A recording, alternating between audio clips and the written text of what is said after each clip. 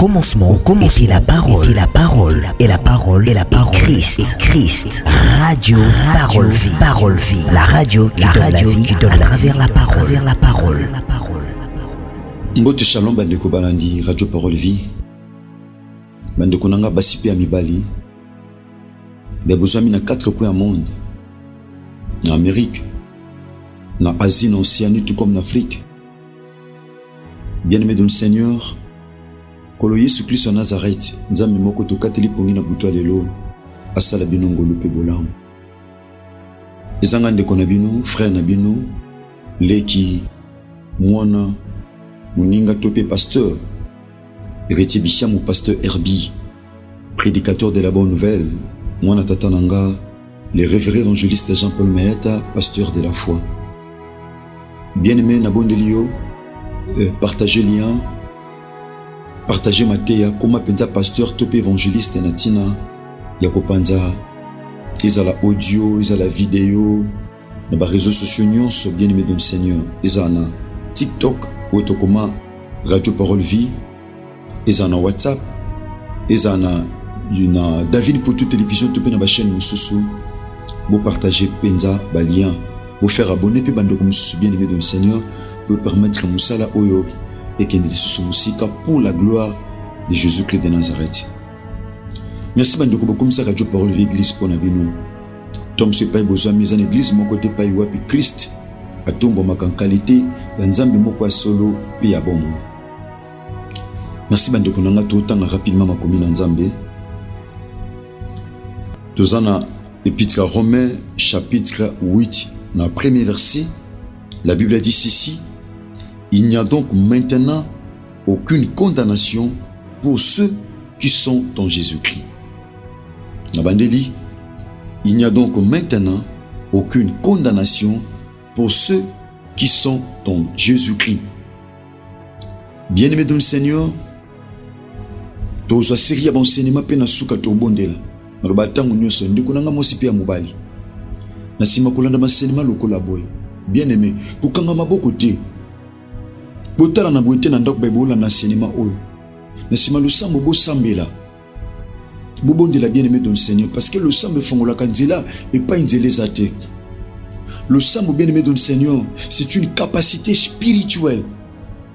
Un enfant de Dieu, bien aimé, pas un état normal, topé état spirituel normal. Bien aimé, oh yoka liba na nzambe, oh tanga Biblia, pe au bondele, pe au sambela nzambe. Tika kolo Yesu Christ wa Nazareth, nzambe malamu pe bolingo. Bien aimé, asimba motema na yo, afin que au partager message oyo partout à travers le monde entier, afin que bien aimé dans le Seigneur, Christ a la glorifier, pe mabota.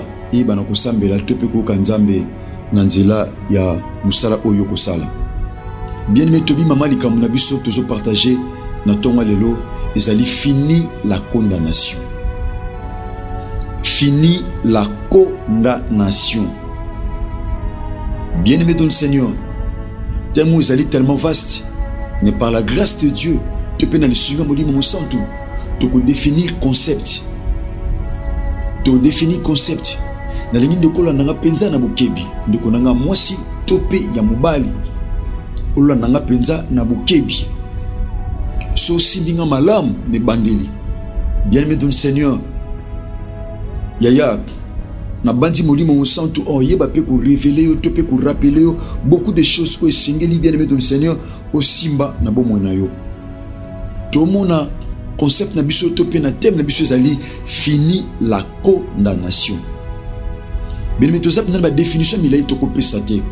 Mais tu fais plus la condamnation. Tu as fini la condamnation. Tu as poussé à te mettre fin à la condamnation. Tu as poussé à te mettre fin à yango. Donc tu as fini la condamnation, c'est que condamnation est ali. C'est qu'il y a la condamnation. Condamnation est ali. La condamnation peut être physique, peut aussi être spirituel.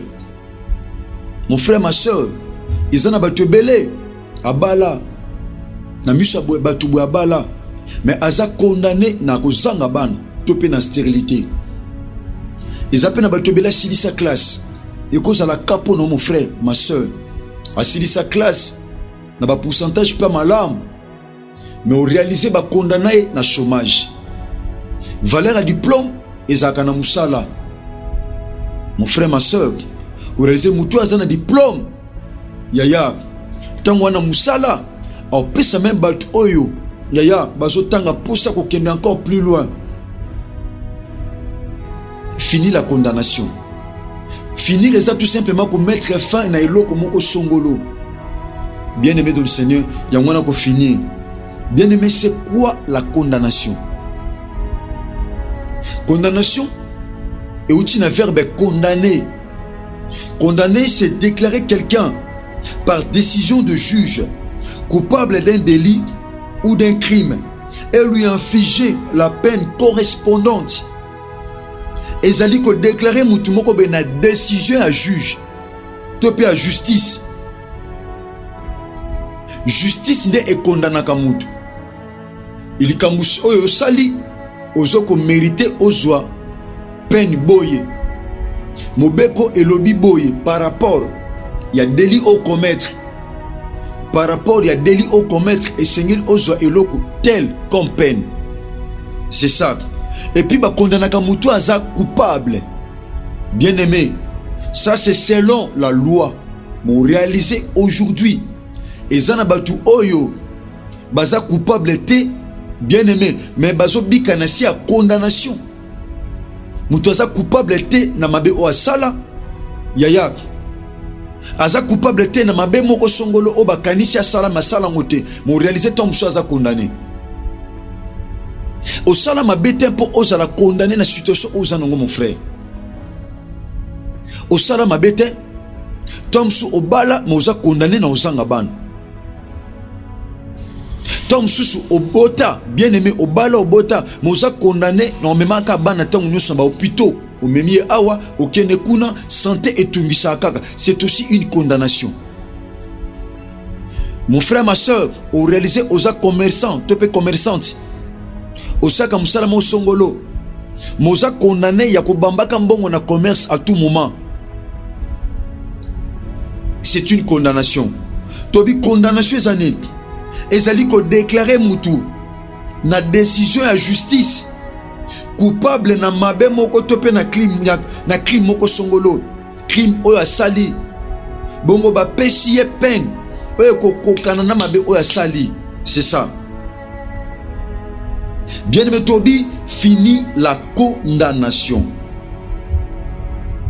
Bien aimé, c'est quoi la condamnation Totoloba? Action de condamner. Action de condamner. Ce jugement qui condamne.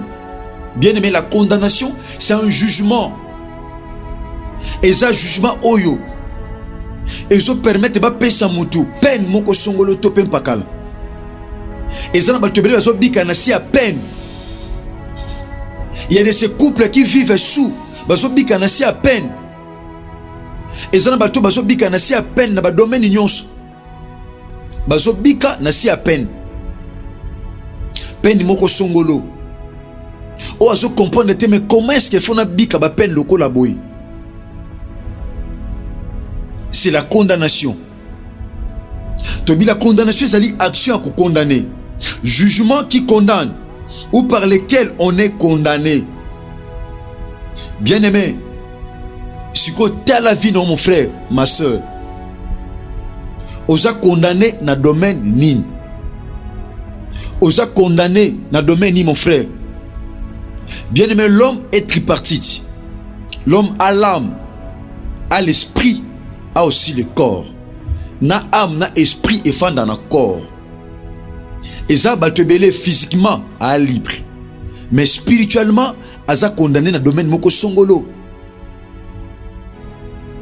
A ou apôtre Paul, azoté à chrétien romain. Azoté à bango position au bazui. Tant bayambi évangile. Tant bayambi bonne nouvelle. Azoté à bango position au ba kominango. Ndenge ba longwe na ténèbre ba yé na lumière. Azoko rappeler bango position. Parce que peuple azaki na ignorance ne sachant pas que et Seigneur la longue en condamnation parce qu'il a reçu le message. Le peuple a reçu l'évangile, a reçu le message du salut. Message de la condamnation. Condamnation, mon frère, ma soeur, et quoi que soit la physique, topé spirituel. Mais apôtre pourtant aux autres chrétiens romains, à vous rappeler en opposition, mon frère, ma soeur, à vous rappeler en opposition, oh bah comme nango, ne bandimeli Christ na vie na bango Seigneur et Sauveur. Mon frère, ma soeur, aux en position mon compte Christ a pesa yo. Uta mukili o acceptaye, uta mukolo o bien-aimé dans le Seigneur, o accepter na bomo na yo kolo pe mobikisi. Il y a une position. Position on est comme un changement, il y a situation. La situation ne peut pas changer. Bien-aimé, si ta position n'est pas bonne, si ta position n'est pas encore changée, il faut position et ça la changer. Pour situation et ça la peut changer. Il y a de ces gens, ils ont un changement de situation. Ils ont un changement de situation, mais leur position, bien aimé dans le Seigneur, ils n'ont pas ni devant Dieu, ni devant les hommes. Bien aimé, si Christ a changé de situation, ils ont une position, bien aimé, eux qui ont un changement, il y a situation. Nous avons la position, nous avons aussi la situation. Mais retenez ceci, bien aimé, notre position peut aussi influencer notre situation. Position ya mutu influence la situation. Et ça va situation est douloureuse, situation est difficile, situation est pénible suite à position. Apôtre Paul azotel isaba chrétien romain la position au bazui. Abisi bango awa boyambi évangile. Retenez ceci. Mutu ayekati na Yesu Masiya Nazareth. Condamnation spirituelle. Condamnation apôtre Paul azobisa ba Christo awa. Ba chrétien romain. C'était pas une condamnation physique. Nous avons la condamnation physique. Nous avons aussi la condamnation spirituelle. L'homme est tripartite à l'âme, à le corps, à aussi l'esprit. Et ça va te belé physiquement à condamner, mais spirituellement à libre. Et ça peut n'abattre bien aimé dans le Seigneur. Spirituellement à condamner, mais physiquement à libre. Mais toi on a poussé à la liberté d'une manière holistique, c'est-à-dire spirituellement, puis physiquement. Apôtre Paul a joué un chrétien romain. Il y a donc maintenant, bien aimé les Cambo et ceux qui caractérisent les chrétiens romains, mais c'est aussi pour nous qui avons cru, bien aimé dans le Seigneur, na corona biso Yesu Masiya Nazareth. Et ça va tout condamné na maladie. Il y a de ces gens condamnés na sécheresse, na maladie, topé na péché. Babi yo nongo zabwe, faut tika la kana vie à péché. Parce que ce que sambeli malam otambuli malam nanzam. Situation qui change. Yango réaliser bando sambe la situation changera. Pourquoi? Parce que ta position. Et je peux s'enzeler et même un changement dans la situation. Et peut s'enzeler un changement et quand dans la situation. Bien mon réaliser tom so bando sambe la kala mais situation et changer. Mikaka tano ba problème, ba souci. Apôtre Paul lobby. Bozobika parce que bakoki jamais comme même la mutu. Bien aimé dans le Seigneur, changement de situation, ce qui position non ne change pas. Apôtre Paul lobby. Il y a donc maintenant et ngoloba le peuple jadis azaki condamné. A condamnation est commis à passer. Bien aimé dans le Seigneur, pendant que vous allez banda, il y a Christ. Il n'y a donc maintenant aucune condamnation pour ceux qui sont en Jésus-Christ. Bato basakati na Yesu Masiya Nazareth. Bakoki te ko subir poids topé kilo, il y a condamnation na bomo na bango. Jadis na passé basaki condamné. Condamnation spirituelle. Mais bien aimé dans le Seigneur, condamnation spirituelle influence à condamnation physique. Il y a un ndeko moko bien aimé dans le Seigneur. Ndeko aloti ndoto bakangiye na basoda. Aloti ndoto akoti boloko. Kokota boloko c'est une condamnation. Kokota bolo aloti ndoto. Yango ndeko negija bandoto za pasi. Ndoto za pe moko ba moyenza malobela biso alobaka na nzela bandoto te. Aloba na bandenge belé. Même des nantes à son malambo ezanzamba olobela yo. Dieu nous parle tantôt d'une manière, tantôt d'une autre. Et ça juste pour nous avertir biso. Et ça va te belé nzamba za ko avertir ye. Bien mo ko réaliser na vie na osoko loti ndoto malam. Na bango tongo nyonso. Satana. Yaya abundisa ngo pe ko kisamate. Mais soko loti ndoto mabe, bien aimé. Satana ko luka puyango pe ko kisama na vie na yo. Bien aimé peuple awa n'a passé Azaki condamné. Pourquoi? Parce qu'en dimela qui nous Christ était na bon moine Seigneur et Sauveur. Ambaki Christ était na vie na Seigneur et Sauveur. Mais lorsqu'ils ont reçu l'évangile, abisi bango maintenant se rappeler. Tala. Bozo kanisa bozo bikanasi à condamnation. Parce que ba condamnaka mutu na nini? Na justice, topé na loi. Tant sous loi famille sont condamnés mon frère. Tant sous loi ba réalité les beautés sont condamnés. Abi maintenant retenez ceci. Muto nyonso zakati na Yesu Messie à Nazareth, il n'y a aucune condamnation. C'est qu'il y avait plusieurs lois qui condamnaient. Il y avait plusieurs lois qui condamnaient. Et qu'on condamnait d'une manière à une autre. Et qu'on condamnait d'une manière à une autre.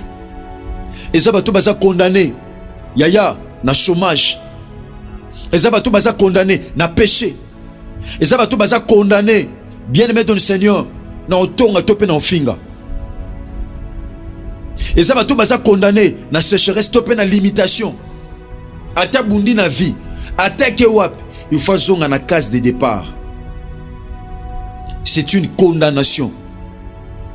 Au réaliser maladie mo tungisa kwa tout moment, au bunda ka uzwaka soin, mais soy kei faut zonga, c'est une condamnation. Au réaliser ma fiancée bayaka, ba kendaka bongonde ba kendela, yaya tala vino bien, c'est une condamnation. Na musala so baluka batu ba longola ba oponaka ayo, c'est une condamnation. Boze belé na musala, mais ba komi na posa ba longola quelques personnels, ba ko cibler nde yo. So ba ozala 5 ozana 4. So ba ozala 10 ozana 4. So ba ozala 2 ozana 4, c'est une condamnation. Moza condamné, mais oza kati na Yesu Messie à Nazareth. Ba kondanaka mutu o facilement o ayebi mibe côté. N'engana rappelons mon frère ma soeur, la Bible dit il n'y a donc maintenant aucune condamnation pour ceux qui sont en Jésus-Christ. Soza libanda ozala condamné. Oza condamné na ba souci, ozala condamné na maladie, ozala condamné na ba problème, na mikakatano, na ba nyongo, na kozanga tout et tout. Bien aimé dans le Seigneur. Mais ceux qui osa kati na Yesu Messie à Nazareth, qui peut te condamner? Bien aimé dans le Seigneur, t'as la vie non bien. Osa condamné dans le domaine nini? Osa condamné dans le domaine nini, mon frère, ma soeur. Mitala malam. Il y a toi na période ya Pâques. Toi na semaine pascale. Ni ne zo luke condamné yo. Oubisa nzambe Seigneur. Na telle vie na malam na comprendre que chômage est condamné. Na comprendre que Seigneur, maladie est condamné vinanga.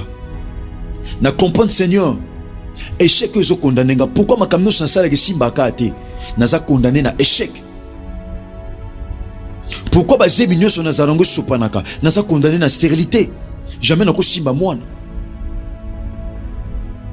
Pourquoi so na sali makamuna mutu gesongelanga kama bata na sali mutu bolam oza condamné na déception? Kola sala bisongolo pe bolam. So Christ a mizongeli bien aimé dans le Seigneur. Tokuta na lobby. Sambele pe na nzambe Seigneur. Na okata bali ya condamnation. E ko retenir nga captif to pe captive.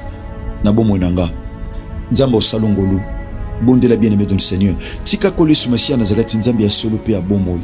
asala binongolo pe bolam bien-aimé. Nous allons se contacter les plus 243 89 58 45 235. Tika bolingongolo pe bolam ya Christ e bilabino bande konanga basi pe amibali be bozami na 4 coins monde topé en direct il y a David pour toute télévision topé ba chaîne Moussous. Tika bolingongolo pe bolam ya Christ e bilabino. Merci, que Jésus-Christ de Nazareth vous bénisse. Au commencement était la parole, et la parole, et la parole, et la parole, Christ, radio, parole vie, la radio qui donne la vie à travers la parole,